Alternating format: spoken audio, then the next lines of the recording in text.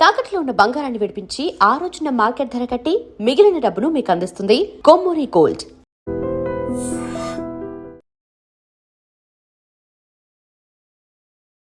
నమస్కారం, welcome to I dream. ధర్మ మార్గం విత్ విజిత కార్యక్రమానికి స్వాగతం.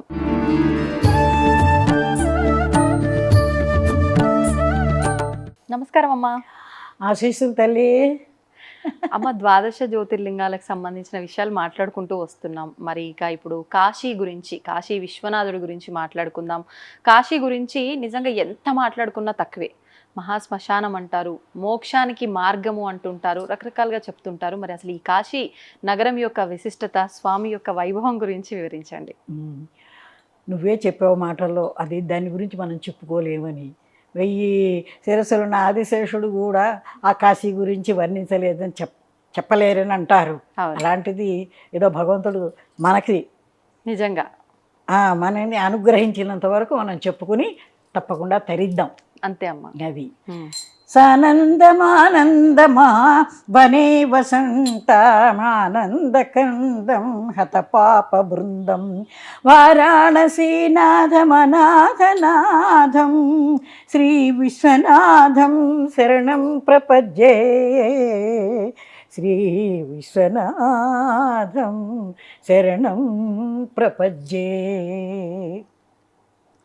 కాశీ గురించి, విశేషాల గురించి మనం ఇంతకుముందు చెప్పుకున్నాం. అవును. కానీ ఇప్పుడు పార్వతీ పరమేశ్వరులు ఇద్దరు కైలాసంలో కూర్చుని ఉన్నప్పుడు పార్వతీదేవి అడిగిందిట, స్వామి మీరు, ఆవిడ లోకహితం కోసం అడిగింది ఆవిడే. సరే, మీరు అవిముక్త క్షేత్రం అంటారు కాశీని. అవిముక్తేశ్వరుడు శివుడి పేరు. అవునా? అవిముక్త క్షేత్రం అంటే అవిముక్త అంటే, అవిముక్తం అంటే శివుడి చేత వదలబడనిది. అంటే ఆయన విడిచిపెట్టాడు, ఎప్పుడు విడవడు అన్నమాట దాన్ని. ఓహోహోహో. అంటే మనం ఎప్పటికీ వదలడనా అక్కడికి వెళ్తే? ఆయన కాశీని వదలడు, అవిముక్త క్షేత్రం అంటారు కాశీ. స్వామి ఎప్పుడు అక్కడ ఉంటాడు, కొలువై ఉంటాడని అంతే. ఆయన దాన్ని విడిచిపెట్టట. ఆయన అవిముక్త క్షేత్రం అంటే ఆయన దాన్ని విడిచిపెట్టాడు. వదలబడని క్షేత్రం అది, శివుని చేత వదలబడని క్షేత్రం. లింగం కూడా విశ్వేశ్వరుణ్ణి అవిముక్తేశ్వరుడు అని కూడా అంటారు. ఆనందవనం అంటారు కాశీని. ఆనందం ఇప్పుడు మనం అక్కడ పూజలు ఇవి చేసుకున్నాం అంటే సంకల్పం చెప్పేటప్పుడు మనం హైదరాబాద్ స్వగృహే శోభన గృహే సమస్త అనుకుంటూ మనం సంకల్పంలో చెప్పుకున్నట్టుగా అందులో ఆనందవనే అని చెప్తారు సంకల్పం. అవునా? అలా సరే, మీరు అక్కడ ఎందుకంత, మీరు అక్కడ ఉందామని ఎందుకంత మీరు ఇష్టపడతారో అని చెప్పి అడుగుతుంది పార్వతీదేవి స్వామిని. ఈ అవిముక్త క్షేత్రంలో మీరు అక్కడే ఉండాలని ఎందుకు అనుకుంటారు, ఎందుకు ఇష్టపడతారంతా అని చెప్పి ఆవిడ అడిగితే, అప్పుడు ఆయన, మహేశ్వరి, ఈ వారణాసీపురంలో ఉండటం నాకు చాలా ఇష్టం. నా భక్తులు, నా తత్వం తెలిసిన జ్ఞానులు అందరూ కూడా నన్ను సేవించుకుని ఇక్కడ మోక్షానికి వెళ్ళిపోతూ ఉంటారు. ఇక్కడ వాళ్ళు ఏ కర్మలు చేయక్కర్లేదు అసలు. ఈ అవిముక్త క్షేత్రం అనేది పంచక్రోశి అంటారు. చుట్టూ పంచక్రోశి అంటే, క్రోశు అంటే 8 మైళ్ళు, పంచక్రోశి అంటే 540 మైళ్ళ చుట్టూ విస్తీర్ణం అన్నమాట విశ్వేశ్వరుడికి. అది పంచక్రోశి అంటారు దాన్ని. దాని చుట్టూ ప్రదక్షిణం చేసి వస్తారు వెళ్ళి. అక్కడ చూడటానికి వెళ్ళిన వాళ్ళు, ఆటో నడవగలిగిన వాళ్ళు నడవలు, లేకపోతే ఆటోలు చేసుకుని అయినా కనుక మన అక్కడ అగ్ని లింగం దగ్గర తిరిగి వచ్చినట్టుగా ప్రదక్షిణం చేసి వస్తూ ఉంటారు. పంచక్రోశి అంటారు అక్కడ. పరిక్రమణం అదే ప్రదక్షిణం చేయటం. దాని చుట్టూ ఈ పంచ అంటే చుట్టూ 40 కిలోమీటర్ 40 మైళ్ళ విస్తీర్ణంలో ఉంటుంది కదా. అదంతా చుట్టూ ప్రదక్షిణం చేసి వస్తూ ఉంటారు వెళ్ళిన వాళ్ళు. సరే, వీళ్ళు వాళ్ళు ఏ కర్మలు చేయక్కర్లేదుట. ఆ అవిముక్త క్షేత్రంలో మరణించిన వాడు చెప్పుకున్నాం కదా, చీమ, దోమ, వీళ్ళు పురుషుల, స్త్రీల, పిల్లల, పెద్దవాళ్ళ, జంతువుల, మరి జలచరాల, ప్రతి ప్రాణి కూడాను అక్కడ కనుక మరణిస్తే వాళ్ళకి ముక్తి, మోక్షమే. అయితే ఇప్పుడు పుణ్యం చేసిన వాళ్ళు ఉన్నారు, వెళ్ళారు, అక్కడ పోయారు. వాళ్ళు ఎటు వాళ్ళకి ఇటు పుణ్యలోకాల ప్రాప్తే త్వరగానే మోక్షం వస్తుంది. కానీ ఇప్పుడు మహాపాపం చేసిన వాళ్ళు ఉంటారు, అవునమ్మా, అవునా? ఆ మహాపాపం చేసిన వాళ్ళు కూడా అక్కడ ఉండి పోయారనుకో వాళ్ళ కర్మని అనుభవించాల్సిందే వాళ్ళు.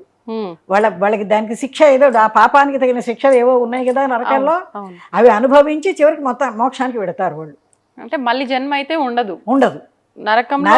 దీనిలో వీళ్ళు చేసిన పాపాలకి తగిన శిక్షను వీళ్ళు ఇక్కడ అనుభవించి అదంతా తీరిపోయిన తర్వాత మోక్షానికి వెళ్ళిపోతారు.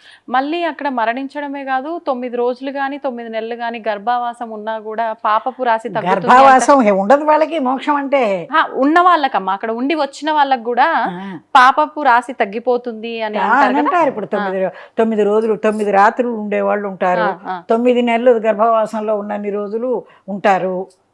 ఇప్పుడు మా తోడుకోడలు ఆవిడ వెళ్ళింది 9 నెలల 9 రోజులు లెక్క. ఇప్పుడు ఎన్ని నెలలు అయిందో తను వెళ్ళి? ఇప్పుడు మొన్న కింద నెలలో వెళ్ళింది. రథసప్తమి నాడు అక్కడ దీక్ష తీసుకుంటారట.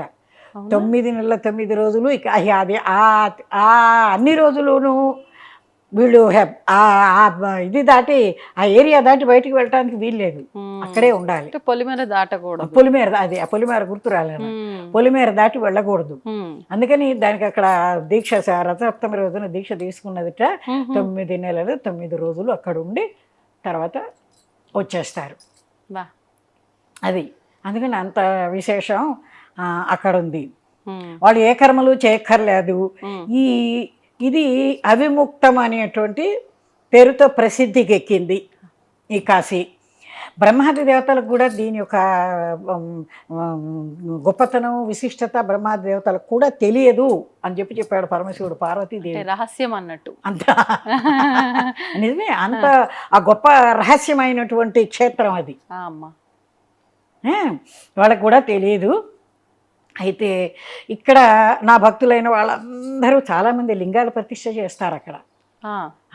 అవి కూడా ఇంతటి మహిమ కలిగిన లింగాలు అవేను. వాళ్ళు చేసే కాశీ క్షేత్రంలో ఈ వెళ్ళిన భక్తులు కనుక లింగ ప్రతిష్ఠ చేస్తే వాటికి కూడా ఇప్పుడు అవిముక్త లింగం పరమశివుడి ముఖ్యమైనటువంటి లింగం ఏదుందో అంతటి మహాత్యం వాటికి కూడా ఉంటుంది.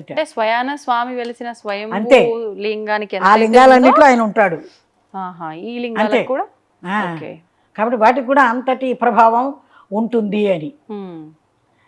సరే అవి కూడా వీళ్ళు కోరిన కోరికలు మనం ఏదో విశ్వేశ్వరుడి పేరు చెప్పుకొని కోరుకున్నట్టుగానే ఆ లింగాల దగ్గర నమస్కారం చేసుకొని కోరికలు కోరితే అవన్నీ కూడా తీర్తాయిట. ఈ పరిధి అంతా ఈ లింగాలన్నీ వీటి పరిధి అంతా కూడా పంచక్రోశ ప్రదేశాలన్నిటిలోనూ విస్తరించి ఉన్నాయి అన్నమాట ఈ లింగాలు అవి కూడాను. వాటికి అన్నిటికీ అంత ప్రతిష్టత ఉన్నదని చెప్పారు. మోక్షం అంటే 4 రకాల మోక్షాలు చెప్తారు. అంటే సాధకుడి సాధన బట్టి. ఇప్పుడు అంటే ఏమిటి? సాలోక్యం, సారూప్యం, సామీప్యం, సాయుధ్యం అనే 4 రకాల మోక్షాలు ఉన్నాయి. అంటే వాళ్ళు చేసే సాధనని బట్టి వాళ్ళకి ఆ మోక్షాలు వస్తూ ఉంటాయి అన్నమాట. ఆ రకమైన ఏమిటి ఆ మోక్షం అంటే? సాలోక్యం అంటే భగవంతుడు లోకంలో ఉండటం. ఈ తపస్సు సాధన చేసిన సాధకుడు భగవంతుడు లోకంలో ఉంటాడు. అదొక మోక్షం అంతే. మోక్షం అది. మోక్షాల్లో రకాలు ఇవి. ఆ లోకాల్లో ఉండటం అనేది మనం హైదరాబాద్లో ఉన్నట్టు దేవుడి హైదరాబాద్నే చెప్పుకున్నాం. సరే, తర్వాత సారూప్యం భగవంతుడిని రూపంతో. ఇప్పుడు ఏమిటి మన ఏకాదశి రుద్రాభిషేకాలు అవి చేస్తారా?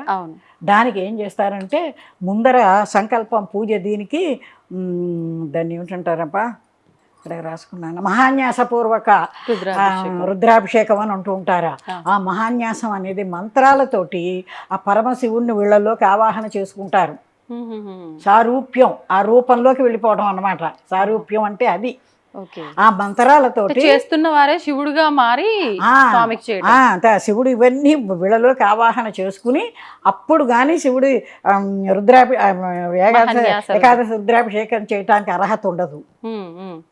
ఆ రూపాన్ని ధరించి అది అందుకే మనకి ఆడవాళ్ళకు కూడా పూజలు చేసుకునేటప్పుడు లక్ష్మీదేవి మా చక్క లక్ష్మీదేవి దాకా అలంకరించుకుని పూజ చేయమంటారు.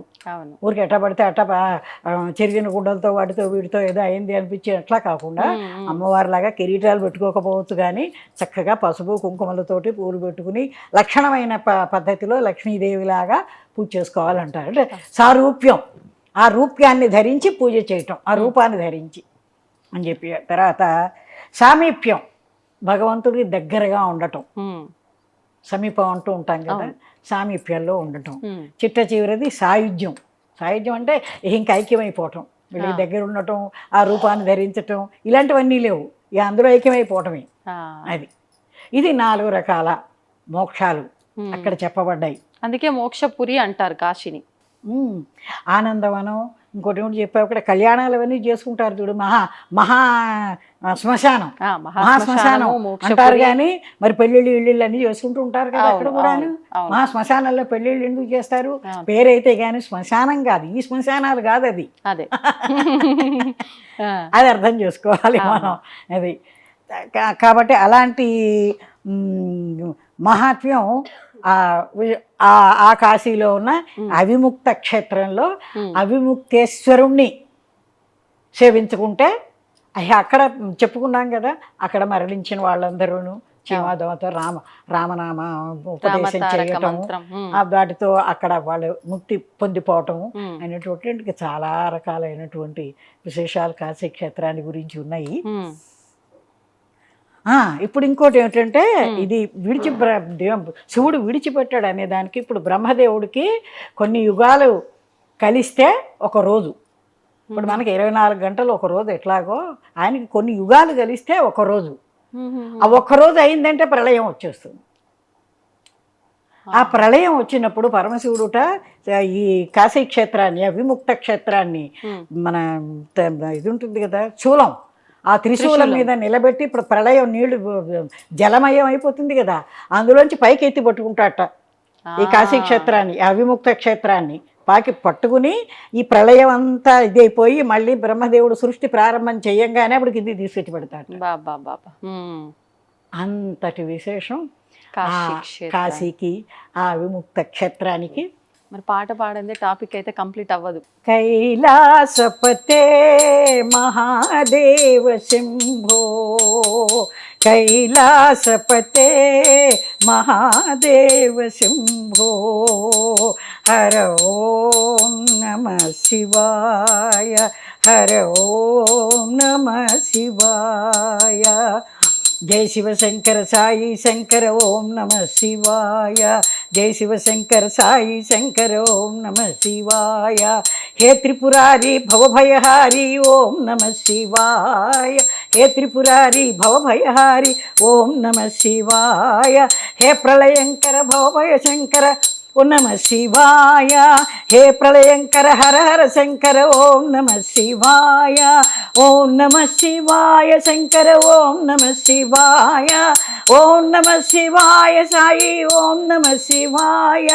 శివాయ నమో ఓం నమః శివాయ, శివాయ నమో ఓం నమః శివాయ.